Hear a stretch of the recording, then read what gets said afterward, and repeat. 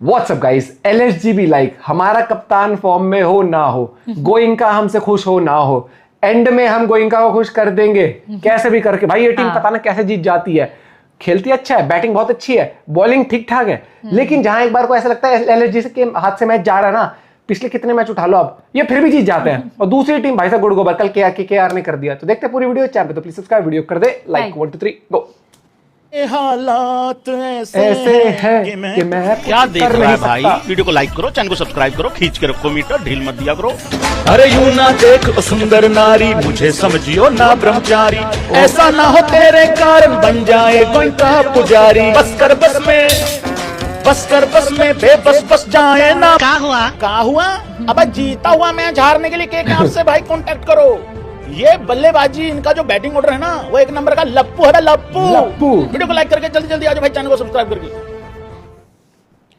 Relax boys, जो भी KKR ने तुम लोगों का मूड खराब किया है, इसका पूरा जिम्मेदारी अब पंजाब और CSK के मैच में पंजाबियों ने उठाई है। तुम सबका मूड एकदम okay, tata bye bye good कर देंगे, टेंशन नहीं लेनी तुम लोगों ने। भाई लोगों मुझको एक बार ये बताओ जरा कमेंट बॉक्स में स्पैम करके कि मेरे को KKR की बेवकूफियों पे बात करनी है पहले, या मुझे लखनऊ सुपर जायंट्स की बहादुरी पे और ऋषभ पंत की कैप्टनसी पे बात करनी है। क्योंकि जिस बॉलिंग के साथ वो इंसान ये मैच जिता के चला गया है, ये बहुत बड़ी बात है यार। देखो तुम 1000 गलतियां करो, लेकिन अगर तुम फिनिश अच्छा कर जाओ तो उससे बढ़िया बेहतरीन बात कोई हो नहीं सकती मेरे भाइयों। वीडियो को लाइए, बताओ पहले, सबसे पहले तो भाई लोगों तालियां बजनी चाहिए हैं लखनऊ सुपर जायंट्स के लिए।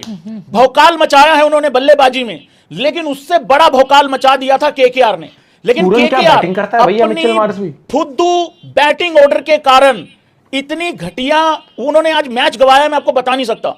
अगर लास्ट मैच में भी आप लोगों को याद हो, शायद KKR का मैच जीतने के बावजूद भी मैंने यहां पे थंबनेल में वो जो पट्टी होती है छोटी वाली, उस पे शायद लिखा हुआ था, मैं श्योर नहीं हूं, शायद लिखा हुआ था KKR बैटिंग ऑर्डर लप्पू, वो शायद ऐसा बना रखा था मैंने, और आज भी वही हुआ है। आप जरा गेम का हालात देखिए, मैच का सिचुएशन देखो कि होता क्या है। भाई 6 ओवरों में KKR की टीम 90 रन बना लेती है, 90 रन, और विकेट कितनी खोई थी, शायद एक आधी विकेट खोई थी भाई लोगों। 90 रन ये टीम बना लेती है। चलो वो भी छोड़ो, जब रहाने आउट होता है, पहली बात तो रहाने किस बॉल पे आउट हुआ है जरा वो देखो, फुल टॉस बॉल पे।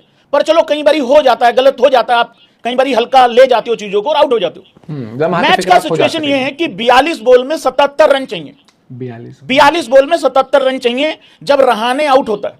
अब यहां पे ये बताओ, ये मैच किसका था? ये मैच KKR का था, लेकिन लखनऊ सुपर जायंट्स पिछला मैच भी भाई अपने सेल्फ बिलीव के कारण जीती, और इस मैच में भी वो जो जहीर खान आके इनको दूसरे टाइम आउट में जो भरोसा देता है ना वो बंदा, वहां से मैच घूमता है भाई लोगों। ये मैच KKR का था। अब होता क्या है कि जब जबरदस्त मैच की 28 बॉल रह जाती हैं, वहां पे 62 रन चाहिए। देखो यहां पे भी ये मैच KKR का है, यहां पे रिंकू, यहां प्रॉब्लम एक हो जाती है कि रिंकू 0 रन पे है, 0 बॉल में। यहां पे आंड्रे रसल भी 0 है, 0 बॉल पे। दो नए सेट बैट्समैन, मतलब जो सेट बैट्समैन है वो आउट हो जाते हैं, और यहां पे मामला अब गड़बड़ा जाता है, क्योंकि यहां उनको एक विकेट चाहिए, फिर दूसरे एंड पे कोई है नहीं, सिर्फ हर्षित राणा ही है। और सबसे बड़ी इन्होंने एस्तसी करवाई है KKR वालों ने रमनदीप को ऊपर भेज के। पर रमनदीप को भेज के शायद उतनी बड़ी गलती नहीं थी जितनी बड़ी गलती इन्होंने रघुवंशी को भेज के कर दी। तो खुद बताओ कमेंट बॉक्स में, रघुवंशी को रमन के बाद भेजना बेवकूफी थी या रमनदीप को ऊपर भेजना था? मेरे को लग रहा है रमनदीप को ऊपर भेजना फिर भी ठीक था, वो बेटर चॉइस थी। लेकिन रमनदीप जब आउट हो जाता है उसके बाद रघुवंशी का क्या लेना देना है? वहां रघुवंशी को भेजना ही नहीं चाहिए था। मैं आ रहा हूं लखनऊ वालों, तुम्हारे ऊपर बाद में आ रहा हूं भाई, पहले इनकी बेवकूफी निपटा लो। सॉरी रिंकू नहीं, KKR की बेवकूफी निपटा लो। को तो RCB मिला हो, मैं तो कह रहा हूं। फिर क्या होता है, आंड्रे रसल आउट हो जाता है, और जब ये आउट होता है उस टाइम पे जब ये खेल रहा होता है 24 में 54 चाहिए होता है। जब आंड्रे रसल आउट होता है उस टाइम पे 23 बॉल में 54 चाहिए। अब यहां पे सबसे बड़ा इशू क्या हो जाता है कि दूसरे एंड पे रिंकू खड़ा है, वो भी अभी सेट नहीं है, और फिर आ जाता है वहां पे हर्षित राणा। अब इसके बाद कुछ बचता नहीं है। उसके बाद 3 ओवरों में चाहिए 45। अब सिचुएशन यहां पे ये है कि पहला बॉल आता है डॉट, आखिरी के 3 ओवरों का लेखा जोखा सुनो मित्रों, 3 ओवरों में चाहिए 45, डॉट डॉट एक सिंगल। अब स्ट्राइक मिलती है रिंकू सिंह होनियों को, अब चाहिए है 15 में 44। यहां पे उसके बाद फिर 12 बॉल में चाहिए 38, 2 ओवरों में 38। अब यहां पे दिक्कत क्या है कि रिंकू सिंगल नहीं ले सकता, और अगर सिंगल लेगा तो दूसरी तरफ से डॉट बॉल हो सकती है। अब यहां से एक ही चीज था कि वो केकेआर, वो जो गुजरात के खिलाफ उसने मैच बनाया था, जिताया था, कुछ ऐसा रिपीट करना था।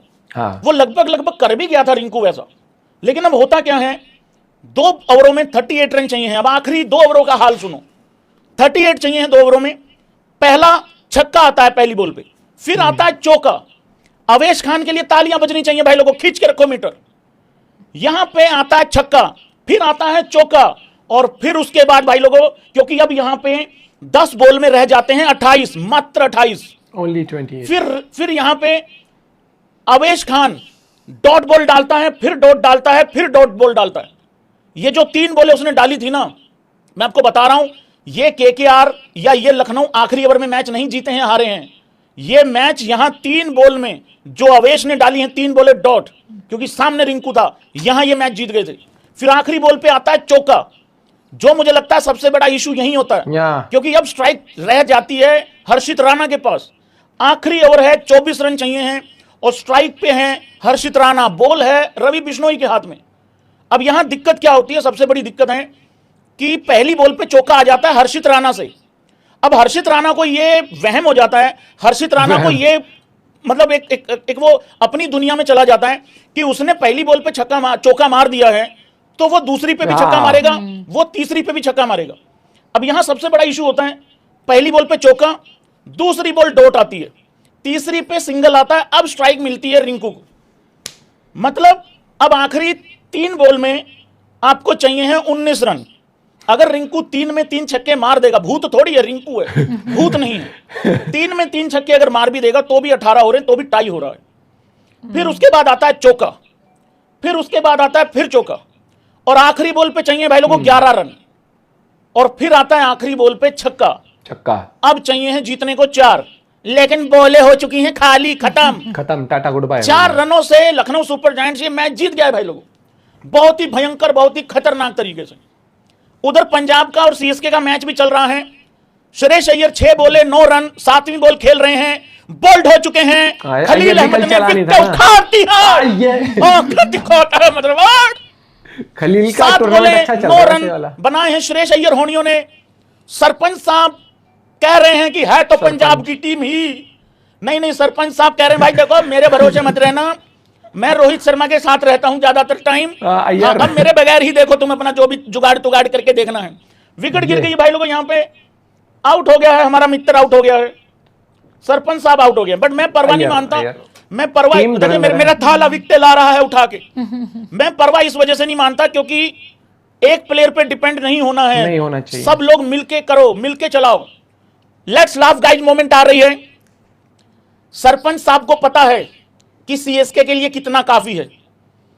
देखिए अगले मैच के लिए श्रेयस अय्यर होनियों ने, सरपंच साहब ने अपने आप को फ्रेश रखना है, फिट रखना है, बचा के रखा है। एक हमारे भाई हैं राहुल भाई अमेरिका वाले, वो अक्सर कहते हैं बुमराह को सेमीफाइनल में रेस्ट करा दो वर्ल्ड कप में, ताकि फाइनल में फ्रेश रह सके।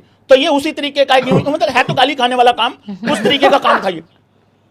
अरे भाई यार, एक केकेआर देखो 7 ओवर मतलब 42 बॉल के अंदर आपको वो 77, 7 ओवर में 77 रन चाहिए, 10-11 की रन रेट है, इतना तगड़ा बैटिंग ऑर्डर बचा हुआ है इनके पास। वहां से केकेआर ने अगर हारा है ना मैच, कुछ नहीं हो सकता। ग्राउंड भी छोटा था, काफी बाउंड्रीज भी छोटी थी, लेकिन इन्होंने पता नहीं क्या सोचा, क्या करा, एक रिंकू को इस टीम ने बिल्कुल नीचे रख दिया है। हर बार नहीं हो सकता कि रिंकू फिनिश कर सके, उस प्लेयर को थोड़ा टाइम दो, विकेट पे टाइम स्पेंड करके जब खेले तो और क्लीन हिटिंग और इजीली वो मैच को फिनिश कर सकता है, और वो बीच में थोड़ा सा और तेज भी खेल सकता है। रिंकू भाई सुन ले, इनको कह दे या तो मुझे टीम से निकालो या मुझे ऊपर खिलाओ। एक प्लेयर को अपने लिए स्टैंड भी तो लेना चाहिए यार, कहीं ना कहीं। मैनेजमेंट ठीक है, हर एक चीज होती है, लेकिन जिस सिचुएशन में आप रघुवंशी को ऊपर भेज रहे हो यार, आई डोंट थिंक कि रघुवंशी उससे बेटर हिटिंग कर सकता है, फिनिशिंग खासकर, क्योंकि फिनिशिंग रिंकू की टाइम एंड अगेन प्रूव हुई है। कल भी आप देख सकते हैं कि एक्सपेरिमेंट कि चलो पता नहीं क्या कर रहे हैं एक्सपेरिमेंट, ठीक है, लेकिन केकेआर भी लाइक हो जाता है कभी कभी। अच्छा शुरुआत करा, बैटिंग अच्छी करी, लास्ट में जाते जाते वो फिनिश नहीं कर पाया अपने आप को, नहीं तो ये मैच केकेआर के हाथ में था। और एलएसजी में अगेन मैं स्टार्टिंग में भी कहा था, एलएसजी किसी भी सिचुएशन से मैच जीत रही है भाई। गजब भाई। कुछ तो वो जो देर से ऋषभ पंत- निकालता है ना वो। हाँ वो गोइंका लेकिन साथ साथ ऋषभ पंत की तारीफ करनी पड़ेगी, अपने बॉलरों को भरोसा देना, कप्तानी करना। एक वो बड़ा इंटरेस्टिंग फनी मोमेंट था, शार्दुल ठाकुर ने 5 वाइड फेंकी लगातार, 5 वाइड, ठीक है, एक और 5 फेंकी थी, उसके बाद फिर शायद 5वीं पे 6ठी पे उस पे कहता रिव्यू ले ले, वाइड नहीं है वाली। ऋषभ पंत कह रहा बोल रहा हूँ ना नहीं रिव्यू, क्योंकि वो कह रहा है अबे एक रिव्यू बचा, ये भी यहाँ पर वाइड में ले दूं मैं। वो बड़ा फनी सा मूवमेंट था। मिलते हैं आप लोगों से कबड्डी के साथ। एलएसजी भी बढ़िया कर रही है, बस ऋषभ पंत की सोचो, ऋषभ पंत पूरे टूर्नामेंट में फेल हो जाए और जीत जाए टूर्नामेंट, क्यों फेल हो जाए भाई मतलब वैसे कह रहा हूँ। मिलते हैं आपसे कबड्डी के साथ, बाय बाय।